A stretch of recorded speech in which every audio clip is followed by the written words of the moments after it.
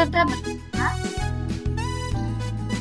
berkata, "Tuan, silakan singgah ke rumah hambamu ini, bermalamlah di sini dan basuhlah kakimu, maka besok pagi tuan boleh melanjutkan perjalanannya."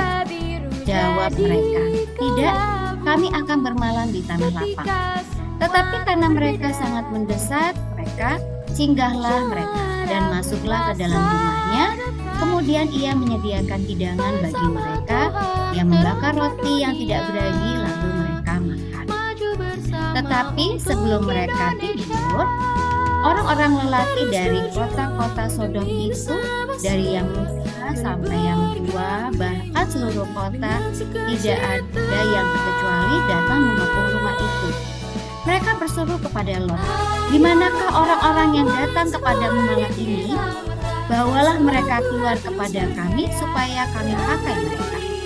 Lalu keluarlah Lot menunggu mereka ke depan pintu, tetapi pintu ditutupnya di belakangnya. Jadi demikian firman Tuhan pada hari ini. Kita akan membaca berita pada hari ini.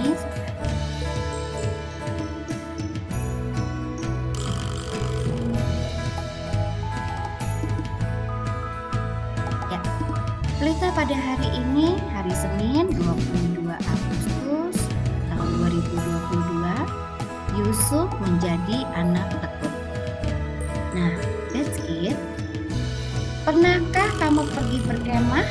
Atau pernahkah kamu merasakan bagaimana rasanya menjalani aktivitas sehari-hari tanpa adanya alat teknologi yang kita rasakan? Dan makan makanan yang seadanya? Tentu saja rasanya tidak nyaman dan pasti kita akan merasa terganggu dengan hal yang biasanya tidak terjadi dengan diri kita.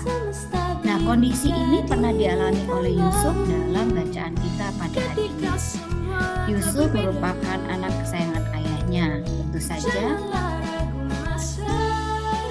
ia bisa dengan mudah mendapatkan apapun yang ia perlukan maupun yang ia inginkan. Tiba-tiba semuanya berubah ketika Yusuf harus menjadi budak di rumah Potifar. Untungnya Yusuf sejak dahulu tidak menjadi anak yang manja, sehingga dalam keadaan sulit ia tetap mampu bertahan. Nah, kesulitan bisa saja kita alami kapan saja dan di mana saja. Oleh karena itu kita harus membiasakan diri untuk menjadi anak yang tekun dan tangguh seperti Yusuf. Percayalah, kalau kita mampu menghadapi situasi yang sulit, tugas-tugas yang menjadi tantangan untuk kita, pasti Tuhan akan menolong dan menyertai kita ketika kita mau menghadapi. Ya, tetap semangat. Nah, di sini lagu NKB 220 ayat 2 dan 3 itu dapat menjadi penyemangat kita. Ayat yang kedua, "Bimbing daku Tuhan Yesus, bimbing daku, bimbinglah." Yang ketiga, "Ubah daku Tuhan Yesus, ubah daku, ubahlah." Nah, nasnya diambil dari Kejadian 39 ayat 2. Tetapi Tuhan menyertai Yusuf sehingga ia menjadi seorang yang selalu berhasil dalam pekerjaannya. Maka tinggallah dia di rumah tuannya orang Mesir. Nah, di sini kita diajarkan, kita diingatkan untuk kita selalu menjadi anak yang tekun dan tangguh seperti Yusuf. Setiap hari kita pasti punya tantangan. Mungkin tantangan dengan teman, mungkin tantangan dengan pelajaran, tetapi anak-anak harus yakin dan percaya kalau setiap tantangan itu pasti ada jalan keluarnya. Selama anak-anak mampu, anak-anak mau ya untuk kita menghadapi situasi yang sulit dan mau untuk menjalani semua tugas-tugas yang menjadi tantangan kita, yakin dan percaya bahwa Tuhan itu pasti akan menolong, Tuhan pasti akan menyertai kita kalau kita mau menghadapinya. Ya, oke. Itu adalah renungan kita pada pagi hari ini. Ya, Ibu Ayu dan Bapak Ibu guru lainnya yakin dan percaya bahwa anak-anak dari kelas 1 sampai kelas 6 itu mampu dan mau untuk menghadapi semua tantangan yang ada. jangan lupa kita bergantung, kita bersandar pada Tuhan Yesus. Oke, kita akan menutup renungan kita pada pagi hari ini. Ya, kita akan bersatu dalam doa. Nah, Ibu Ayu akan tunggu anak-anak untuk bisa bersikap doa yang baik. Yuk, silakan lipat tangannya, tutup matanya. Ya. Mari kita bersatu dalam doa. Tuhan Yesus, Allah Bapa kami, terima kasih untuk firman-Mu pada hari ini Tuhan. Engkau mengingatkan kami untuk kami menjadi anak-anak yang tekun, anak-anak yang mau untuk selalu berusaha di dalam setiap tantangan yang kami hadapi di setiap harinya. Tuhan Yesus, Engkau berkati kegiatan belajar mengajar kami pada hari ini. Engkau berkati kami, terangi pikiran kami, agar kami dapat menyelesaikan semua tugas-tugas kami pada hari ini. Tuhan Yesus, Engkau berkati juga Bapak Ibu guru yang akan mengajar kami pada hari ini. Engkau berikan hikmat kebijaksanaan untuk dapat mengajar kami dengan baik. Tuhan Yesus, kami juga berdoa untuk orang tua atau teman-teman kami yang sedang sakit. Engkau berkati Tuhan, Engkau bungkus mereka ya Tuhan, sehingga mereka dapat sembuh dan dapat beraktivitas seperti semula. Tuhan Yesus, kami serahkan seluruh kegiatan kami pada hari ini ke dalam tangan pengasihan-Mu. Terima kasih Tuhan Yesus. Haleluya. Amin. Oke, anak-anak, kita akan lanjutkan lagi kegiatan kita bersama Pak Rus. Silakan Pak Rus. Oke, selamat pagi anak-anak semuanya. Oke, hari ini kita akan SPL ya, jadi Sekolah Berbudaya Lingkungan. Nah, sebelumnya Pak harus menyampaikan materi. Pak harus ingin melihat atau mengingatkan kalian bahwa dunia ini sekarang baru dilanda krisis. Krisis karena apa? Karena pandemi yang dihadapi seluruh dunia hampir 3 tahun ya, 2,5 tahun kita menghadapi jalan itu mempengaruhi semua semua negara, karena dana atau biaya yang ada di negara itu untuk membiayai, untuk mendanai penanggulangan COVID-19. Ditambah lagi anak-anak, sekarang ini adanya perang antara Ukraina dan Rusia. Pertanyaannya, Pak, emangnya itu berpengaruh terhadap negara lain? Sangat berpengaruh. Kenapa? Karena ternyata kita nggak menyadari bahwa Ukraina dan Rusia itu penghasil gandum terbesar di seluruh dunia. Jadi kalau kita makan Indomie, makan roti, makan apa lagi yang terbuat dari tepung, itu semuanya sebagian besar, bukan hanya enggak semuanya, tapi sebagian besar berasal dari negara itu. Itu baru pangan, belum energi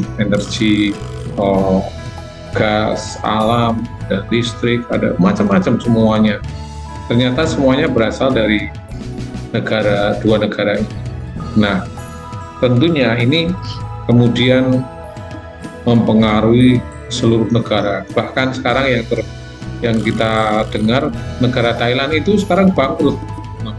Anak-anak bayangkan, satu negara bangkrut, miskin, sehingga istana presiden ya waktu itu diduduki oleh rakyat, oleh penduduk setempat.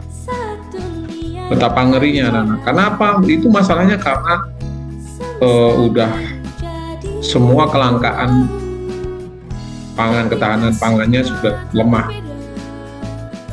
Nah, anak-anak harus kita waspadai bahwa kalau urusan perut, nah biasanya kan begitu kan, anak-anak kalau misalnya lapar di rumah atau di jalan, pasti langsung bilang sama mama papa, "Ma, Pa, aku lapar." Kalau misalnya itu nggak dipenuhi, biasanya orang gampang tersulut emosi. Sama saja ini baru kalian satu orang, apalagi kalau ini semuanya banyak orang yang kondisinya sama-sama lapar, sama-sama perutnya tidak bisa terpenuhi, akhirnya gampang tersulut emosi. Terus apa sih Pak pentingnya buat kita? Penting sekali, ya.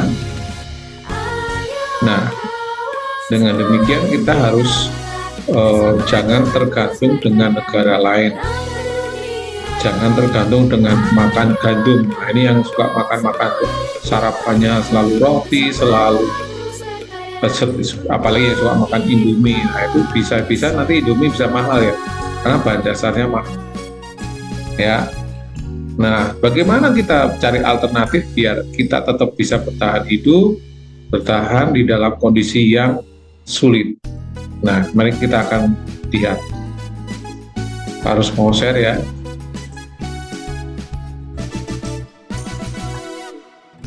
Saat dunia tak bicara,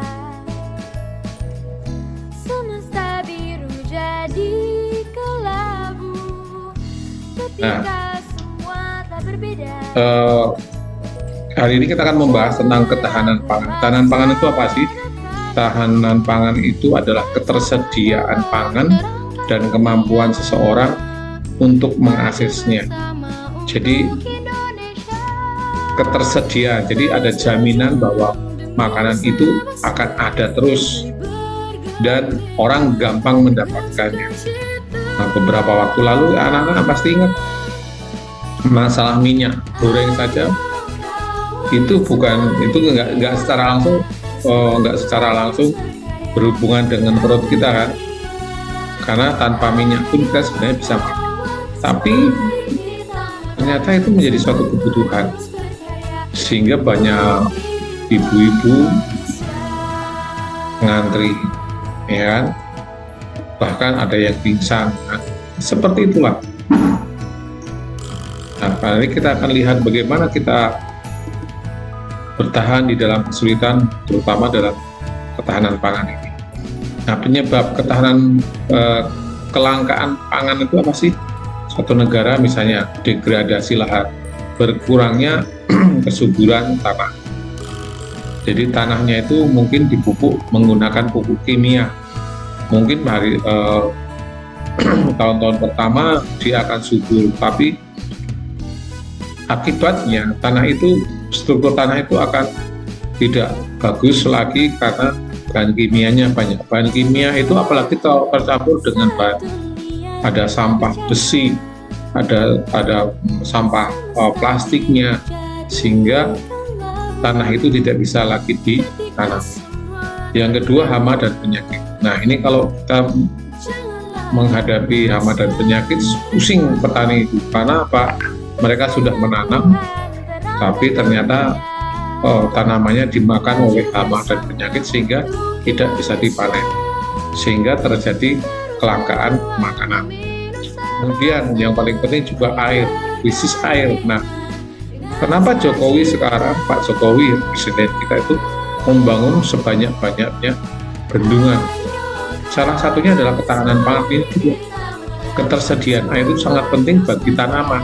Tanaman itu akan tumbuh baik, akan tumbuh subur jika ada tersedianya air.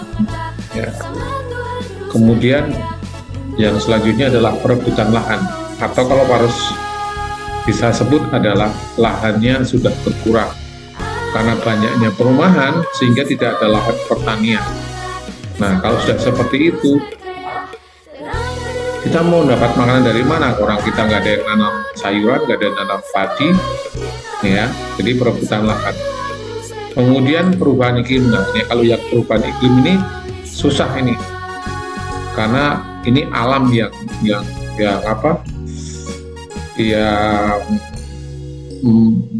pengaruh ya. Jadi kita susah untuk melawan alam. Tapi sebenarnya bisa tetap kita paling nggak meminimalis kalau misalnya ketahanan pangan kita itu bagus. Yang terakhir adalah perang. Perang yang tadi Pak Rus katakan, kalau kita perang, siapa yang mau nanam di sawah ya kan, di kebun, baru mau nanam ditembakin kan, takut mereka. Petani ya takut kalau keluar rumah, karena apa? Karena adanya perang. Tahu-tahu dirudal kan, gitu kan? Nah, ini menjadi ketahanan pangan terganggu. Nah, bagaimana cara kita menghadapi kelangkaan pangan sehingga menjadi ketahanan pangan? Salah satunya ini anak-anak. Ini bukan kebun ini bukan pertanian ya, tapi ini adalah kebun sih, tapi cuma sempit sebenarnya. Ini hanya kayak taman, tapi tanamannya ada sayuran, sawi, ada caisim, ada banyak macam. Nah, seperti inilah yang dimaksudkan. Jadi bagaimana cara kita menghadapi kelangkaan pangan? Ya, kita membuat alternatif menanam di sekitar kita dengan sayur-sayuran. Contohnya ini. Nah, ini adalah barang bekas. Ini bisa karung, bisa plastik bekas minyak goreng, juga bisa plastik bekas kemasan itu sabun cair. Nah, ini ditempel di selembar atau di kayu gitu ya. Kemudian diposisikan seperti ini, dibuat untuk media tanam. Nah, ini yang dibuat lalapan, kemangi, ada seledri, ada bayam merah, ada selada air. Oke ya. Terus ini memanfaatkan botol bekas untuk menanam sayuran sawi. Ini berada di mana? Ini di teras anak-anak. Ini di teras rumah. Nah, ini kan teras rumah. Nah, di pinggir kemudian dimanfaatkan menjadi tanaman pengganti sayur kebun. Nah, ini lebih kalau ini lebih luas ya, dia punya lahan luas, tapi ini hanya alternatif aja. Kalau yang ini, contohnya yang ini di tembok pagar, ya kan? Tembok pagar mereka nanam. Nah, ini anak-anak. Ini di atas genteng nih. Yang ini dia membuat hidroponik, namanya hidroponik di atas genteng. Ini di pagar nih. Jadi sebenarnya kan menanam sayuran itu nggak harus di kebun, nggak harus di tanah pertanian ya. Tapi lahan-lahan sempit pun masih bisa. Nah, ini Pak Rus pernah dapat japrian dari mamanya Inka. Nah, ini mamanya Inka nanya, halo Pak Rus, berikut foto dan video Inka membuat tanaman di batu opanya yang memang suka hobi atau menanam hidroponik. Ya, nah ini contohnya ini ya. Ini Inka baru bantu. Oke, Pak Rus stop share dulu. Pak Rus bisa minta Inka.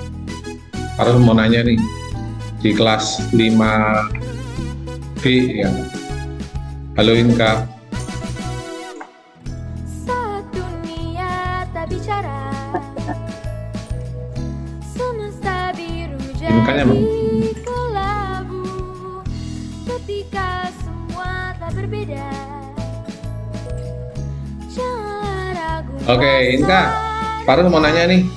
Waktu Inka bantu Opa, waktu itu menyiapkan medianya, Inka ikut ngasih motong-motong serabutnya enggak sama plastiknya? Iya. Terus sayurannya dipanen enggak waktu itu? Iya Pak. Oh iya, terus dimasak apa? Dimasak enggak atau dijual? Enggak tahu. Waktu itu pasti opanya kamu sering lihat dong opanya sama kamu motong sayuran yang sudah gede gitu ya?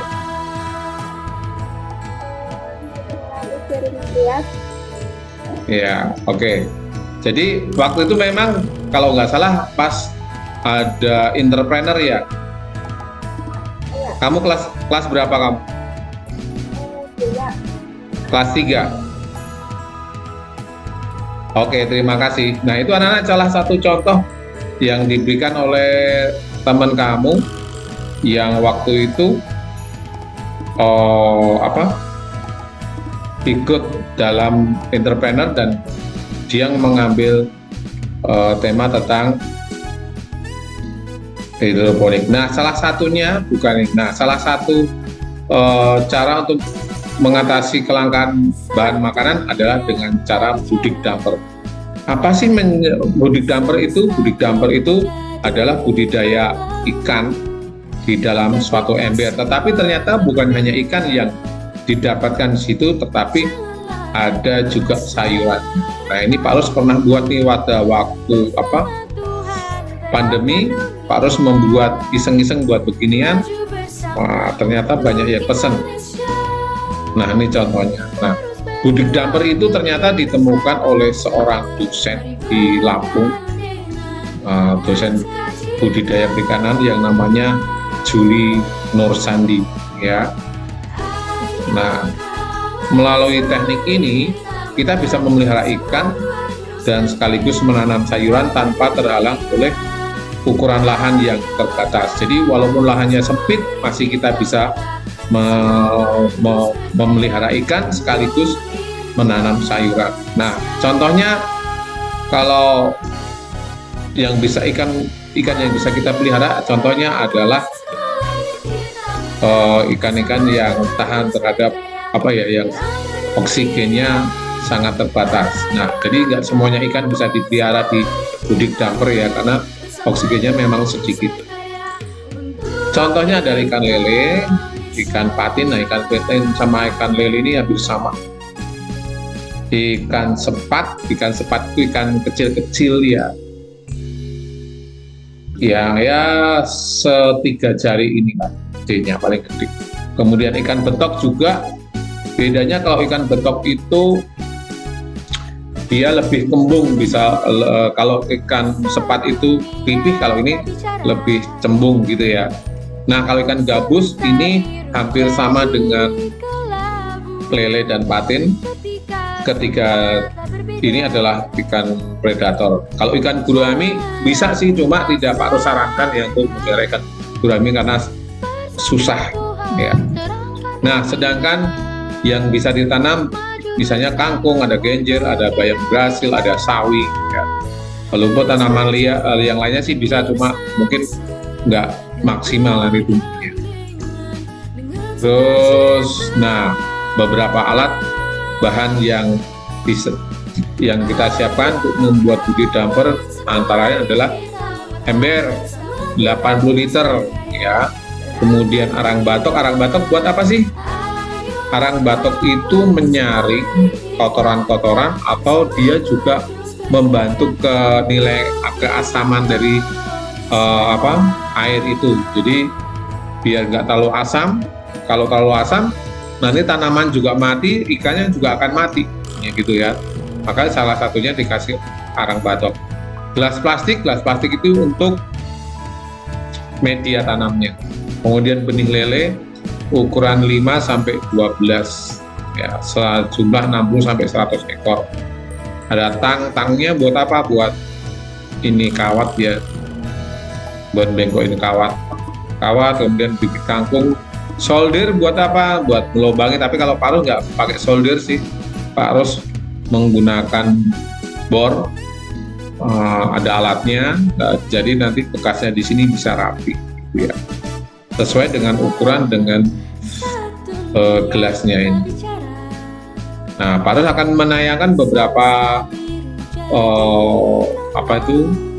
budik damper yang Pak Rus pernah buat ya.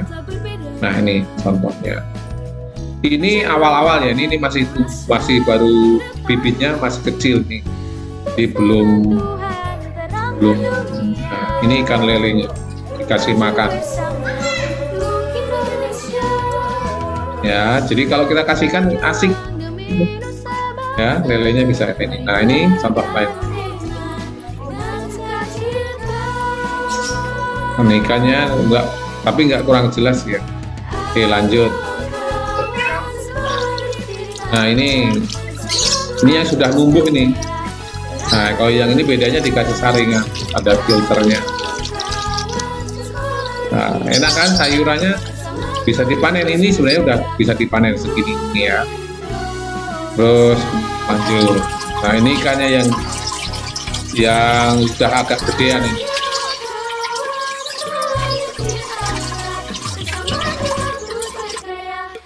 Oke, lanjut yang ini. Nih, ini Pak Ros bukain. Ini udah umur berapa minggu nih? Nah, ini dibuka. Nah, kadang-kadang kita kasih sawi putih ini, bekas sawi yang ini untuk makanan ikan. Jadi ikannya ikan organik, ya. Jadi makanannya makanan organik. Ikan lelenya, ikannya perlu naik, kasih makan. Oke, demikian ya anak-anak. Semoga semua ini bisa menginspirasi kita. Nanti kita akan membuat seperti itu ya di sekolah nih ya. Jadi anak-anak yang nanti harus akan buatin, nanti anak-anak akan memelihara berkelas nanti kelas 3A misalnya 5A, terus 2B, 1B, nanti akan ada dikasih tanggung jawab untuk memelihara ikan dan merawat tanamannya ya. Ini sebagai pembelajaran buat kita tentang ketahanan pangan. Demikian presentasi Pak Ros. Semoga semuanya bermanfaat bagi kalian semuanya ya. Terima kasih. Terima kasih Pak Ros. Nah, anak-anak semua hari ini kita sudah belajar ya. Tadi kegiatan SBL. Kegiatan SBL itu awalnya kita akan hanya mendengarkan, melihat seperti yang tadi. Tetapi setelah ini nanti ada waktu kita untuk mempraktekannya ya. Jadi nanti ada waktu untuk kita bukan cuma mendengarkan. Kalau mendengarkan bosan ya. Tapi kita akan mempraktekannya dalam kehidupan kita sehari-hari. Terima kasih Pak Rus. Sebelum anak-anak berpindah ke kelasnya, keluar dari Zoom ini, Bu Desi ada pengumuman sedikit. Yang pertama, hari Jumat yang lalu ibu guru ya, terutama ibu guru menemukan tulisan di toilet putri. Tulisannya agak kurang baik untuk dibaca karena tulisan itu bersifat kurang bagus ya untuk dibaca. Nah, ini berarti kalau toilet putri itu berarti yang melakukan apakah anak-anak putra? Tidak ya, berarti terima kasih anak-anak putra yang tetap melakukan kebersihan pada toilet putra. Nah, Bu Desi mau menyampaikan tulisan yang di toilet putri itu kan kata-kata yang kurang baik. Padahal kita belajar tentang karakter PK2T, betul? Ya. Tetapi berarti anak-anak belum menerapkannya. Bahkan mencoret dinding. Ini sekolah dibuat belum lama, betul kan ya? Kita diajak untuk merawat. Hari ini juga kita belajar sekolah berbudaya lingkungan. Berarti kita merawat lingkungan kita agar selalu bersih dan rapi. Nih, Bu Desi melihat ada kotoran coklat juga di dinding. Berarti anak-anak sudah merawat atau belum? Belum. Nah, jadi Bu Desi ingatkan lagi, anak-anak harus menjaga lingkungan kita. Bukan hanya meja yang kamu pakai, tetapi dinding sekolah, lingkungannya, toiletnya, semua kita akan jaga bersama-sama. Tidak ada yang coret-coret, semuanya kita akan jaga bersama. Apakah ada anak-anak yang nyaman ketika mejanya kotor? Tidak. Adakah yang nyaman kalau di toilet kamar mandinya banyak coret-coret kayak di WC umum di luar sana? Tidak nyaman ya. Satu lagi Bu Desi. Ya? Bu Desi, satu lagi pesan dari Pak Ros. Ini Pak Ros menemukan kemarin di kelas 6 ada anak yang membuat tulisan di meja. Ini nggak boleh juga nih. Barusan dibahas ya. Berarti ini masih ada ya Pak Rus ya. Bukan Ya. hanya di dinding kamar mandi tapi di Ya, di meja nggak boleh dikasih nama ya. Kalau yang di meja kelas berarti nanti minta tolong Bapak Ibu guru wali kelasnya untuk mengecek dan siapa yang sudah mencoret-coret itu. Kemudian yang mencoret-coret dinding yang di kamar mandi, Bapak Ibu guru menunggu anak-anak siapa yang merasa menuliskan itu, silahkan cari wali kelasnya. Atau aku nggak berani Bu, kalau cari wali kelas boleh mencari Bu Sabta untuk apa? Untuk ngapain kira-kira? Ya, untuk menyesal dan minta maaf ya, supaya kamu tahu bahwa itu memang perbuatan salah. Kalau tidak ada yang mengaku berarti apa ya kira-kira? Tiba-tiba ada orang dari luar datang ke sini untuk coret-coret saja? Tidak mungkin, karena untuk masuk ke sini sulit kan ya? Ya, jadi mari kita jaga bersama-sama sekolah ini menjadi lebih bersih lagi. Tidak ada juga yang berkarakter tidak baik, apalagi kata-kata yang dituliskan itu sangat tidak baik dan tidak pantas untuk disampaikan oleh anak-anak SD. Paham? Ya, jadi kita akan perbaiki lagi. Semoga kedepannya Bapak Ibu guru tidak ada lagi yang menemukan hal-hal seperti ini. Gitu ya anak-anak ya. Semuanya siap? Coba semua angkat jempolnya kalau siap. Siapa yang tidak angkat jempol berarti tidak mau nih untuk berubah. Ayo, mana jempolnya Bu Desi, mau lihat di layarnya.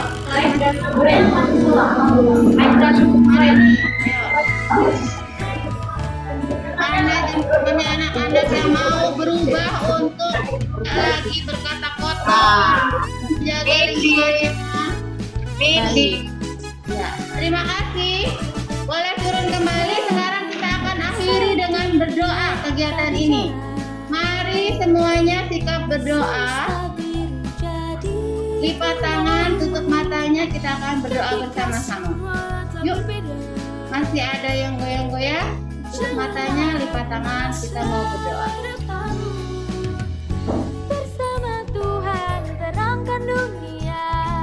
Mari kita bersatu Maju dalam doa. bersama untuk Tuhan Yesus yang Indonesia. baik, terima kasih Tuhan atas berkat-Mu pagi ini. Terima kasih pada pagi hari ini kami belajar tentang ketahanan pangan. Kami belajar untuk lebih mencintai lingkungan kami. Tuhan, mampukan kami untuk nantinya dapat bersemangat, dapat mencoba untuk bersama-sama menanam tumbuhan pangan dan memelihara hewan di sekitar kami, sehingga kami dapat bertahan dalam situasi apapun di negara kami ini Tuhan. Tuhan Yesus, pada saat ini kami juga mohon ampun Tuhan, karena di antara kami masih banyak yang berkarakter kurang baik.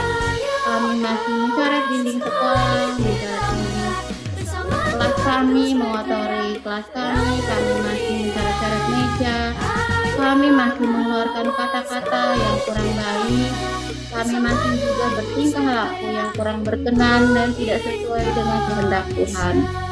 Tuhan, kami menyesal dan tidak akan mengulangi kesalahan kami lagi.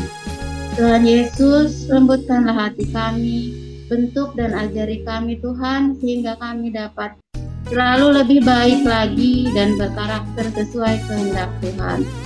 Tuhan, kami saat ini akan belajar, kiranya Engkau memberkati kami dengan sukacita Tuhan, dengan konsentrasi kepandaian Tuhan, sehingga kami dapat belajar dengan sungguh-sungguh, dan nanti pada saat istirahat juga kami boleh bersukacita bermain dengan bersama teman-teman kami. Terima kasih Tuhan, kami mau serahkan kegiatan pembelajaran kami dari pagi hingga siang nanti hanya ke dalam tangan Tuhan. Hanya dalam nama Tuhan Yesus kami sudah berdoa dan mengucap syukur. Amin. Terima kasih anak-anak.